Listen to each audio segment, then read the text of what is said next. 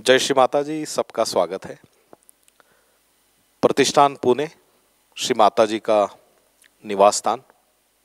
यहाँ से पूरे लॉकडाउन के दरमियान निरंतरता से लगभग 450 दिनों से सुबह और शाम का ध्यान नए साधकों को सहयोग सिखाने हेतु लर्निंग सहयोगा यूट्यूब चैनल के माध्यम से 5 बजे के सत्र चल रहे हैं। हर सहयोगी देश विदेश से इस यूट्यूब चैनल के माध्यम से जुड़ा है। श्री माता जी का जो स्थान है वो हमारे जीवन में सर्वोच्च है और इस लॉकडाउन के दरमियान भले ही हमारे ध्यान केंद्र सामूहिक स्तर पर स्थगित थे, लेकिन ऐसे हालत में श्री माता जी की यह असीम परम कृपा रही है कि उन्होंने ये प्रेरणा देके सभी सहयोगी वॉलंटियर से ये कार्य उनके घर से यानी प्रतिष्ठान पुणे से सब तक पहुंचाने के लिए सुंदर सा मौका दिया और जिसका हम सारे लोग हिस्सा बने हैं। इसके लिए जितने भी धन्यवाद हम श्री माता जी को दें वो कम ही है। तो हमारी परम पावनी माँ को नमन करते हुए आज प्रतिष्ठान पुणे में डॉक्टर प्रताप उधवानी जी, इनके साथ हम बातचीत कर रहे हैं। सबसे पहले डॉक्टर उधवानी साहब का स्वागत करते हैं प्रतिष्ठान पुणे में। डॉक्टर साहब, बहुत बहुत स्वागत है। जय श्री माता जी। तो अमरावती का ध्यान केंद्र चलाने का लगभग 15 वर्ष सौभाग्य डॉक्टर साहब को मिला। श्री माता जी की जो अपनी सहयोगी डॉक्टर्स की टीम होती थी प्रतिष्ठान में या भारत में, उसमें भी डॉक्टर उधवानी जी, डॉक्टर पानसरे जी, इन्होंने बहुत सारी सेवा श्री माता जी की है। आगे चल के स्टेट कमेटी में भी इन्होंने रिप्रेजेंटेशन किया था।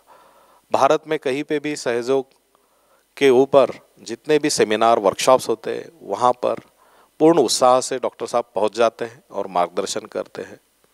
पूरा परिवार इनका सहयोग में है और हाल ही में उनका चयन पिछली शिवरात्रि पूजा 2021 के दिन जो वाइब्रेशंस लेवल पे सिलेक्शन हुए उसमें जॉइंट वाइस चेयरमैन बने हैं।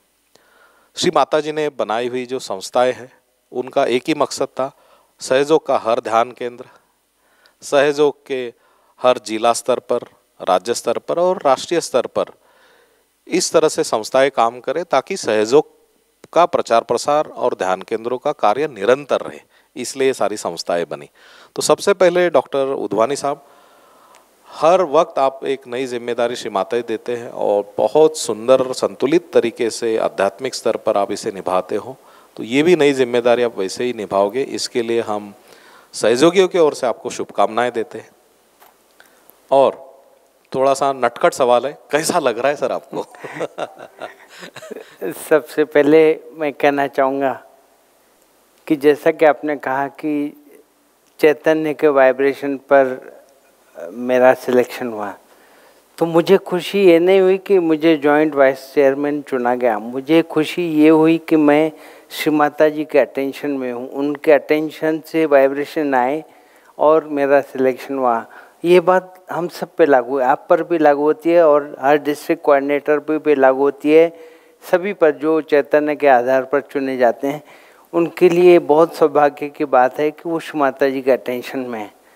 तो मैं कहूँगा कि मुझे अभिनंदन करने के बजाय आप प्रार्थना करें कि श्री माता जी डॉक्टर साहब को सद्बुद्धि दें ताकि जो भी कार्य उनसे करा लेना चाहते हैं श्री माता जी वो करा लें उनके कार्यकाल में। जय श्री माता जी। तो सर, ये जो जिम्मेदारी है हर राज्य के प्रतिनिधि कॉन्स्टिट्यूट करके ये राष्ट्रीय समिति हो या राष्ट्रीय ट्रस्ट कार्य करती है, तो आपके ऊपर भी ये पदाधिकारी के रूप में बहुत बड़ी जिम्मेदारी है। तो सर, क्या विजन आपके सामने है? किस तरह से श्री माता जी का ये कार्य आगे बढ़ाने के लिए आप लोग प्रयास करने वाले हो? सबसे पहले जानना चाहिए कि श्री माता जी का जो सबसे बड़ा कार्य है वो है सहयोग का प्रचार प्रसार, हर इंसान को आत्मा से जोड़ना और आत्मा को परमात्मा से जोड़ना। उसमें बीच में कोई भी ट्रस्ट, कोई भी पदाधिकारी, कोई भी ये नहीं है, केवल उनका ये कार्य है। तो मैं शुरू करूँगा 28 साल से जब से मैं सहयोग में आया, मैं सहयोग का साक्षी रहा हूँ, यानी 28 साल से, उससे पहले जो भी हुआ, लेकिन मेरे सामने सहयोग एक लेगेसी के रूप में मैं देखता हूँ कि पहले योगी महाजन जी थे, तब लीडर कहा जाता था, इंडिया कोऑर्डिनेटर। नालगिरकर जी आए, उसके बाद नेशनल ट्रस्ट बना, राजीव कुमार जी एग्जीक्यूटिव सेक्रेटरी थे, उसके बाद जनरल विजय कपूर जी थे, अभी दिनेश राय जी हैं जो बहुत खूबसूरती से उन्होंने पिछले कई सालों से, ये एक रिले रेस की तरह है कि जो चलता है आगे वाले को देता है और आगे बढ़ना है और आगे बढ़ना है।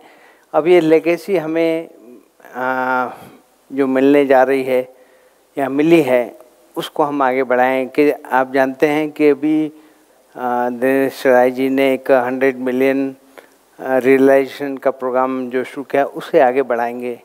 और उद्देश्य ये रहेगा कि पूरे इंडिया में जितने ज़्यादा सहयोग के खुद के सेंटर्स बन सकें, क्योंकि खुद का सेंटर, अगुरों के भी बहुत बड़े बड़े सेंटर्स हैं और हमारे अभी बहुत जगह पर सेंटर्स बनना बाकी हैं। तो जहाँ कमी होगी किसी भी तरीके की, ये कोशिश की जाएगी कि ज़्यादा से ज़्यादा सेंटर्स हमारे खुद के बने। और श्री माता जी महालक्ष्मी हैं, हमें सबको देने वाली वही हैं। इसके लिए भरपूर सभी का जागृति लगेगी, सभी की अवेयरनेस लगेगी, सभी की तरफ से डोनेशन लगेगा, क्योंकि ये सब चीज़ें तभी पूरी हो जाएंगी। एक और बात है, जैसा कि आपने कहा कि आपको कैसा लग रहा है, तो मैं जब माहौल देखता हूँ तो मैं उसको 4 साल को डिफाइन कर सकता हूँ कि 4 दिन का गुलदस्ता और 4 साल की निंदा। कोई भी पदाधिकारी को अक्सर, क्योंकि जैसे होता है तो शुरू हो जाता है, ये ह्यूमन स्वभाव है। साइंस भी मानता है कि बुरी बातें हम जल्दी याद करते हैं, याद रखते हैं या सीखते हैं, सुनते हैं। श्री माता जी के मैसेजेस हम स्क्रॉल करके आगे बढ़ा देते हैं, लेकिन कोई रेड लाइन में लिखा हुआ कोई गलत मैसेज है, उसको न केवल हम पढ़ते हैं बल्कि फॉरवर्ड भी करते हैं। और ये साइंस भी कहता है कि बुरी बात पे हम भरोसा पहले करते हैं और जांचते बाद में हैं, और अच्छी बात पे भरोसा बाद में करते हैं, पहले उसको जांचते हैं। सबसे पहले तो ये होगा कि आगे के जो भी कुछ ट्रस्टीज़ हमारे जाने वाले हैं, क्योंकि उनका टर्म पूरा हो रहा है, और वाइस चेयरमैन की भी जो पोस्ट है वो खाली होगी, तो वाइब्रेशन के आधार पर नया वाइस चेयरमैन चुना जाए, ट्रस्टीज चुना जाए, और फिर इन सबके सहमति से कोई स्ट्रॉन्ग कमिटी, जिससे कि किसी के भी खिलाफ एक्शन लेने का अधिकार हो। चाहे डॉक्टर उद्वानी भी कुछ मिसबिहेव करें, चाहे कोई गलत काम करे, तो उनको भी उन पर भी एक्शन लेने का उनको अधिकार हो। और जो इस तरीके से कुछ भी गलत सलत मेल या बहुत सारी चीज़ें जो गंदी चीज़ें होती हैं, तो उन पर भी एक्शन लेने की कुछ न कुछ अधिकार हो, क्योंकि डिसिप्लिन के लिए बहुत ज़रूरी है।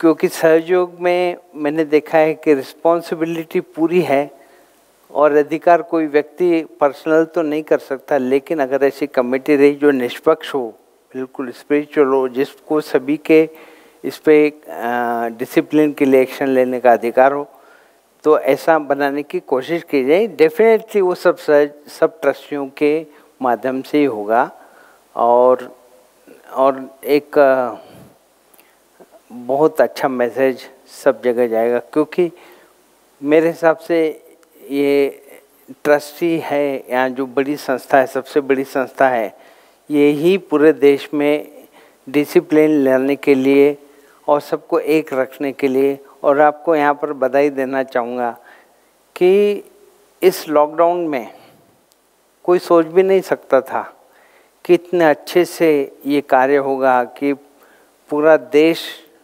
450 दिन, अभी मुझे याद आता है जब हम गणपतिपुरे जाते थे तो न दिन का पता रहता था न तारीख का पता रहता था। लॉकडाउन में भी ऐसे ही हो गए, तो हमें तो पता भी नहीं कि लॉकडाउन को 450 दिन हो गए, आप बता रहे तो पता चल रहा है।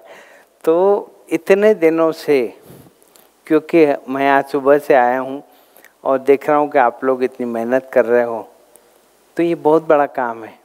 तो ऐसा सब कुछ जोड़ने का काम और डिसिप्लिन लाने का काम, मेरा मानना है कि यही नेशनल ट्रस्ट का मुख्य काम है। और जो अभी तक जो अच्छा हुआ है उसको आगे आगे बढ़ाना है। और ऐसा नहीं है कि पुराने लोग चले जाएंगे या चले गए, ऐसा बिल्कुल भी नहीं। उनका पूरे मान सम्मान के साथ उनकी जितनी भी एक्सपर्टाइज रहेगी, जितने भी ट्रस्टीज जाएंगे या जो भी पदाधिकारी जाएंगे, उनकी सारे के कोई न कोई खासियत है। श्री माता जी ने सबको ऐसे कारण नहीं चुना है, उनकी जो खासियत है वो उनकी सहायता ली जाएगी और उनका मार्गदर्शन भी लिया जाएगा और ट्रस्ट को आगे बढ़ाया जाएगा। ये विजन है, बाकी श्री माता जी मालिक हैं। बहुत बहुत सुंदर विजन है सर। ये डॉक्टर साहब, हमें ये पूछना है कि आपने वो भी दौर देखा है जब आप युवा थे कि उन दिनों में प्रचार एक अलग तरीके से होता था। अभी डिजिटाइजेशन भी आ गया है, आपने 100 मिलियन रियलाइजेशन का भी जिक्र किया है। तो उस वक्त का सहयोग और आज का सहयोग, इसमें आप क्या अंतर पाते हो और किस तरह से हमें आगे मूव करना चाहिए, इसके बारे में आपके विचार क्या है? बिल्कुल, हम ऑफलाइन वाले लोग हैं, पुराने लोग, और नए लोग ऑनलाइन। हम बहुत बार उससे शायद सामंजस्य नहीं जोड़ पाते जो पुराने एकदम पुराने लोग हैं। लेकिन फिर भी यहाँ थोड़ी मेरी कंप्यूटर एजुकेशन है थोड़ी बहुत, तो मुझे इतनी दिक्कत नहीं होती। लेकिन मैंने बहुत सारे लोगों को देखा है जो पुराने लोग हैं, जो उससे एकदम से यूज टू नहीं हो पाते। लेकिन जब मैं बच्चों को देखता हूँ, हमारे युवा शक्ति को देखता हूँ, उनके बातों को देखता हूँ, और जब ये प्रोग्राम्स जब चलते हैं ये ऑनलाइन के और उनकी व्यूअरशिप देखता हूँ, तो मुझे लगता है कि यही एक अभी साधन है जो बहुत बड़ा है। और ऑफलाइन और ऑनलाइन का फ्यूज़न, न केवल ऑनलाइन इम्पोर्टेंट है न केवल ऑफलाइन, बल्कि दोनों का फ्यूज़न। जैसे कि एक सुंदर उदाहरण हमारे यहाँ हमने अमरावती में देखा कि हमारे अमरावती के युवा शक्ति या ये सब लोग जाते हैं किसी गांव में, और वहाँ पॉम्पलेट्स बांट के आ जाते हैं कि ये ऑनलाइन प्रोग्राम, आप पॉम्पलेट्स पे बांट के आते कि ऑनलाइन आप देखिए। दूसरी बात कि वो अभी क्या करते हैं कि किसी गांव में जाते हैं, वहाँ का व्हाट्सएप ग्रुप पकड़ते हैं, उसके एडमिन को पकड़ते हैं, वहाँ के सरपंच को पकड़ते हैं, और एक कोई भी जो वीडियो या इस टाइप का जो रिलेशन का या जो लिंक है प्रतिष्ठान की कि 5 बजे ये चलेगा, उनको वो उस बारे में एजुकेट करते हैं उसके द्वारा। तो जाते पर्सनली हैं, बोलते पर्सनली हैं, वहाँ मिलते हैं, सरपंच से मिलते हैं, वहाँ के पुलिस पाटिल से मिलते हैं, और वहाँ के व्हाट्सएप ग्रुप से जुड़ते हैं। तो ऑफलाइन और ऑनलाइन का बहुत अच्छा फ्यूज़न होता है उसमें। तो डेफिनेटली हमें समय के साथ बदलना तो होगा ही, और अगर इसी तरीके से अभी हमको बढ़ना है, और 100 मिलियन जो कि शुरू किया गया है प्रोग्राम, तो बहुत ज़्यादा 10 करोड़ लोग होते हैं, तो उनको तो हम ऑनलाइन ही ज़्यादा पकड़ सकते हैं। लेकिन श्री माता जी से हम प्रार्थना करते हैं कि जल्द ही ये सब खत्म हो जाए, तो ऑफलाइन भी चलता रहे, ऑनलाइन भी चलता रहे, तो ताकि जो बहुत सारे पुराने लोग ऐसे हैं जो ऑनलाइन से अभी तक जुड़ नहीं पाते, वो भी हम लोग पकड़ सकें, और जो यंग जनरेशन है उनको भी हम पकड़ सकें। जय श्री माता जी। बहुत बहुत धन्यवाद डॉक्टर साहब, सच में एक सुंदर सा ऑनलाइन ऑफलाइन वाला ये फ्यूजन है। तो जिस तरह से आप देख रहे हैं कि हर सहयोगी प्रचार का तो कार्य निरंतरता से चल रहा है, बस तरीका बदला है। लोगों तक पहुंचने में डिजिटाइजेशन जैसी चीज़ आई है, और डिजिटाइजेशन के प्रणेता अगर कोई है तो खुद हमारी श्री माता जी है। क्योंकि 1970 से लेके उनके 2009-10 तक सारे speeches, photograph, audio, video format में हमारे पास उपलब्ध है। अगर ये धरोहर हमारे पास नहीं होती थी, जो किसी भी अवतरण के बारे में नहीं हुआ है, हम उनको देख सकते हैं, उनकी वाणी सुन सकते हैं, उनका मार्गदर्शन ले सकते हैं। इतने पवित्र संदेश उन्होंने दे के रखे। ये अगर डिजिटल स्वरूप में श्री माता जी ने उस दिन से अगर नहीं रखा होता था तो ये ज्ञान हम तक पहुंचना थोड़ा सा असंभव हो जाता था। तो सर, ये डिजिटल ईरा है और हम देखते भी हैं यूट्यूब चैनल के माध्यम से कि अधिक युवा वर्ग इसके साथ जुड़ रहा है। तो ये जो युवा शक्ति है, इनके लिए आपका क्या संदेश रहेगा?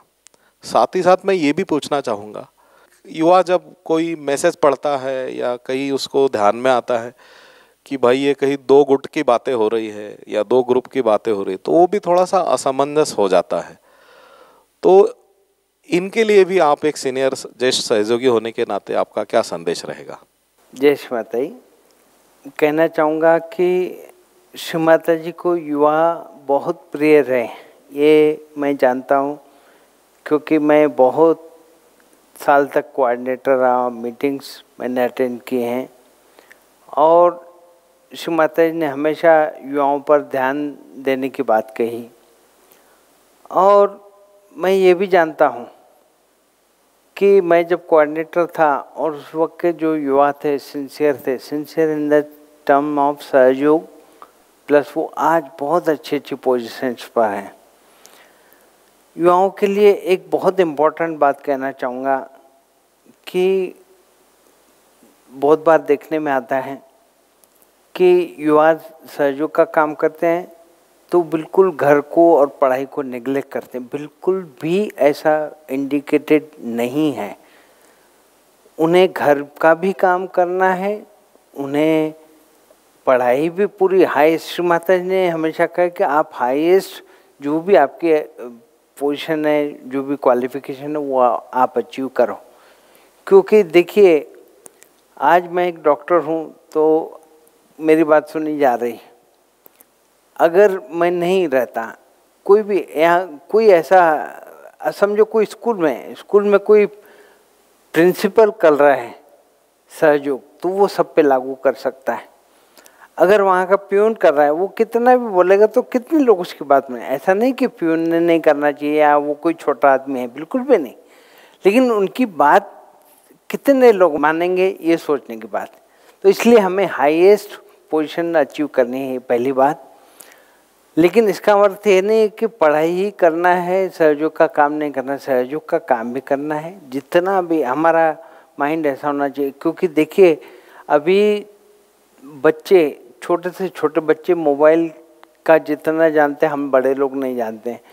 जितना लैपटॉप पे युवा शक्ति काम कर सकती है, जितना उसके बारे में सब जानते हैं, उसका उपयोग सहयोग के लिए कैसा हो सकता है, वो अपनी सेवा सहयोग में कैसे दे सकते हैं। टोल फ्री नंबर है, या इस तरीके से जो भी ग्रुप में कैसे वो फैला सकते हैं कोई चीज़, पॉजिटिव चीज़, नेगेटिव चीज़ नहीं, तो अच्छी चीज़ कैसे वायरल करना है, और कैसा अपना पूरा डिजिटल नॉलेज को सहयोग के अच्छे के लिए अपनी पढ़ाई जारी रखते हुए, घर का काम करते हुए, घर में अगर हमने कभी पेरेंट्स शिकायत लेकर आते हैं, मैं दुख के साथ कह रहा हूँ कि वो कभी कहते हैं कि देखो आपके सहयोग में ऐसा बताते हैं क्या कि घर का काम मत करो। तो घर का काम नहीं करता है, सुबह निकलता है और शाम को कहता है कि मैं उधर गया था। ऐसा बिल्कुल भी नहीं है।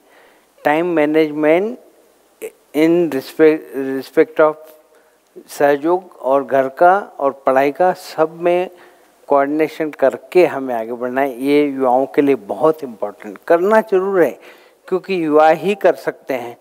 अगर पोस्टर मारना है, कहीं ऊपर फ्लैक्स चिपकाना है, तो मैं तो बिल्कुल नहीं, अभी शायद स्वप्निल जी भी नहीं चढ़ पाएंगे खम्भे पे, लेकिन युवा शक्ति चढ़ेगी।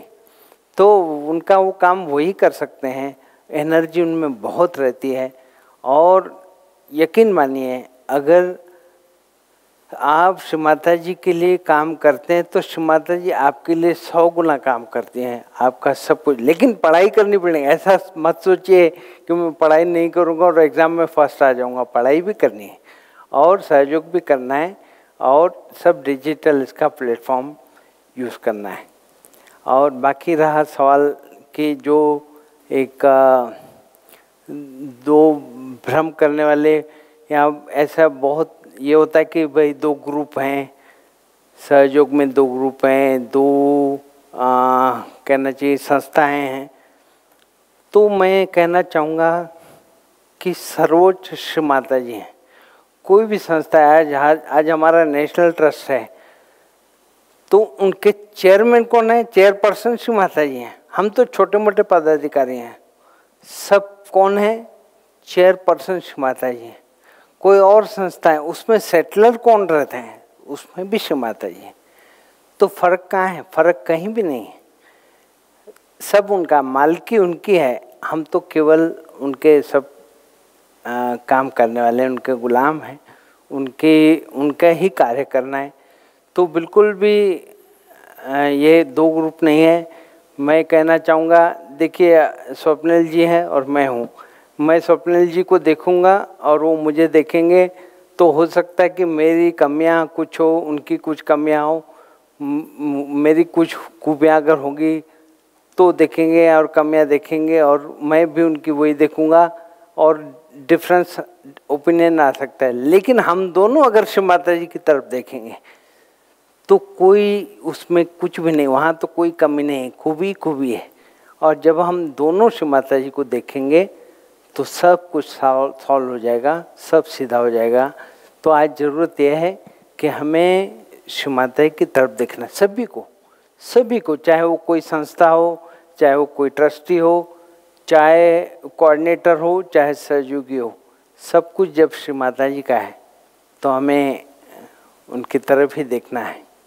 और जब उनकी तरफ देखेंगे तो सब ठीक हो जाएगा। और हम सब श्री माता जी से प्रार्थना करेंगे कि कोई भी 2 संस्थाएं नहीं रहे, 2 ग्रुप नहीं रहे, हम सब एक हो जाएं। श्री माता जी से हम जरूर प्रार्थना करेंगे और जो बन पड़ा उसके लिए जरूर करेंगे। बहुत बहुत धन्यवाद सर।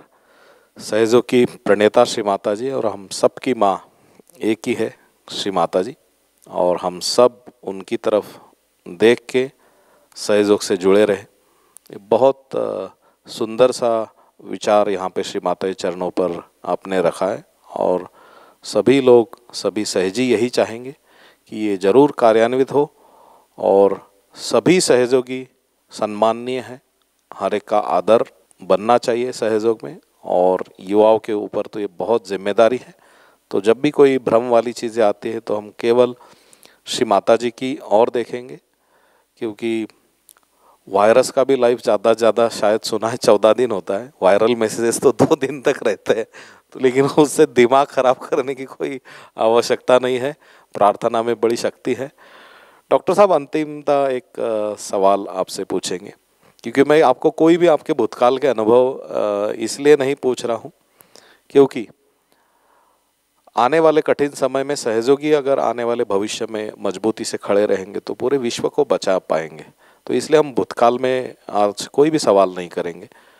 हम ये पूछना चाहते हैं कि जैसे ये स्टूडियो बना है, यहाँ से जो भी डिजिटल कार्य हो रहा है वो भी आपने देखा है, लेकिन आने वाले दिनों में किस तरह से सहयोग के कार्य की दिशा होनी चाहिए ताकि हम जन जन तक आत्म साक्षात्कार का कार्य पहुंचा पाएंगे, इसके बारे में आप जरा विस्तार से बताएं। मैं समझता हूँ कि श्री माता जी के जो लेक्चर्स हैं ये अब हम सहयोगियों के लिए सबसे अमूल्य निधि है। अभी भी अगर कोई भाई बहन सहयोगी होगा और अगर वो श्रीमती का लेक्चर रोज नहीं सुनता है तो भी मैं प्रार्थना करूँगा कि उनके इसके बिना हमारा उत्थान नहीं हो सकता। उनकी वाणी बहुत बार हमने देखा है कि सही मार्गदर्शन के अभाव में, एक यहाँ पे एक इम्पोर्टेंट बात मुझे और याद आ रही है आपके इस सवाल पर, कि न जाने पता नहीं अभी कितने चैनल्स खुल गए हैं जो अब नया साधक सहयोग में ऐसा हमेशा होने वाला है कि 0 डे से लेके डे 1 से लेके 30-40 साल तक के सहयोगी रहेंगे, जो बिल्कुल नए भी रहेंगे, जिन्हें अभी कुछ सहयोग समझना बाकी है, और ऐसे भी रहेंगे जो बहुत 30-35-40 साल से सहयोग में हैं।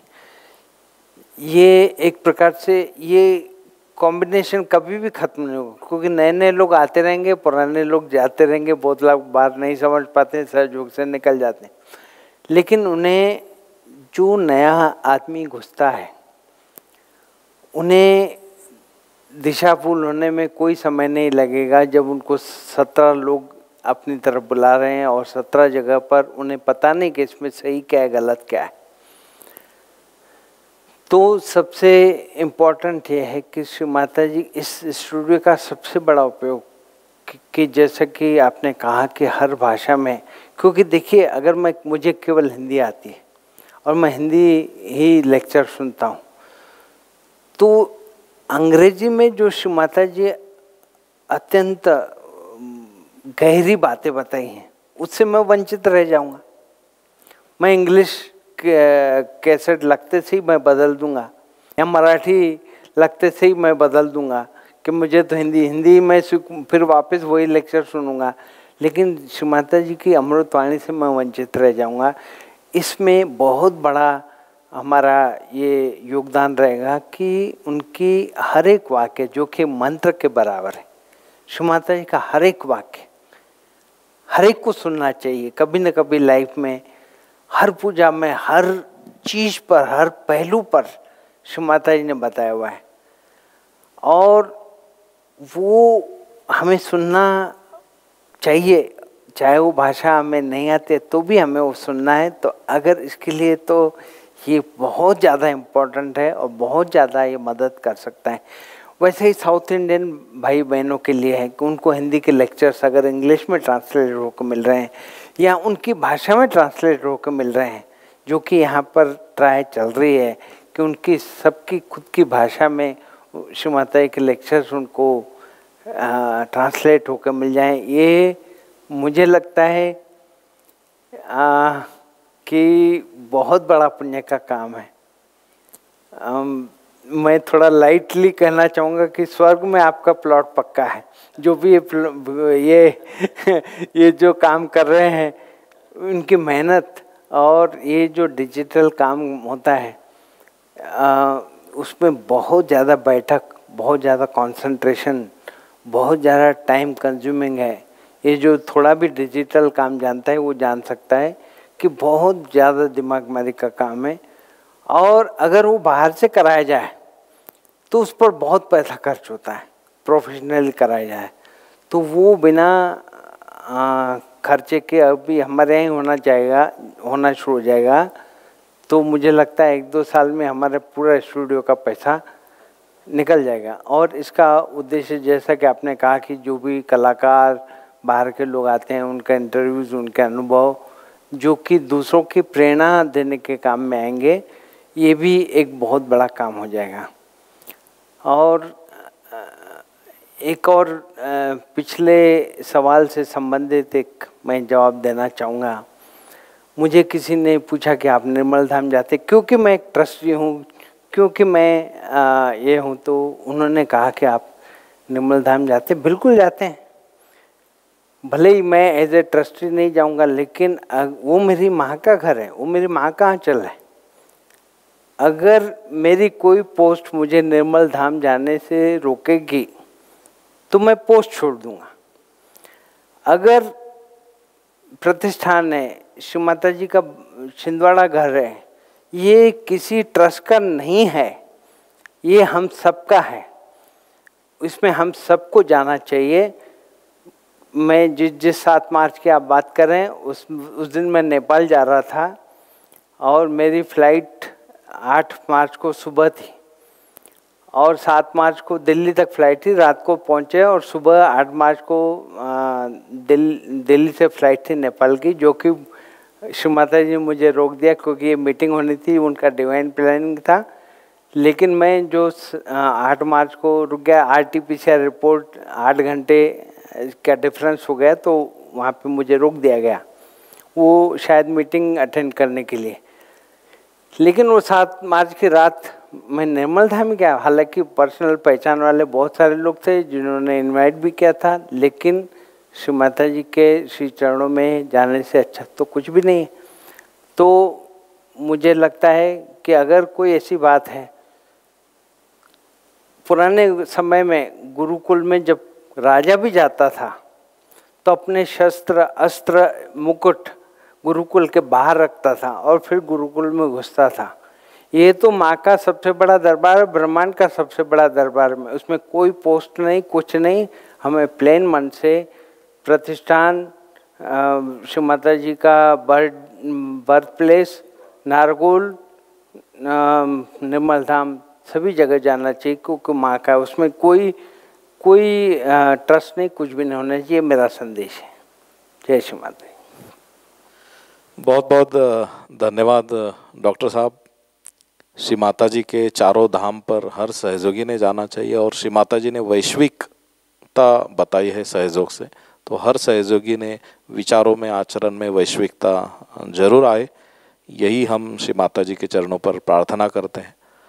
श्री माता जी के सारे जितने भी अमृतवाणी है, वो मराठी में हो, हिंदी में हो या अंग्रेजी में हो, ये भारत के हर प्रमुख भाषाओं में सबटाइटल के स्वरूप में, ट्रांसलेशन के स्वरूप में अगले 2 साल में अगर ये कार्य पूर्ण होता है तो यही सबसे बड़ी भेंट श्री माता जी को उनके जन्म शताब्दी वर्ष में होगी।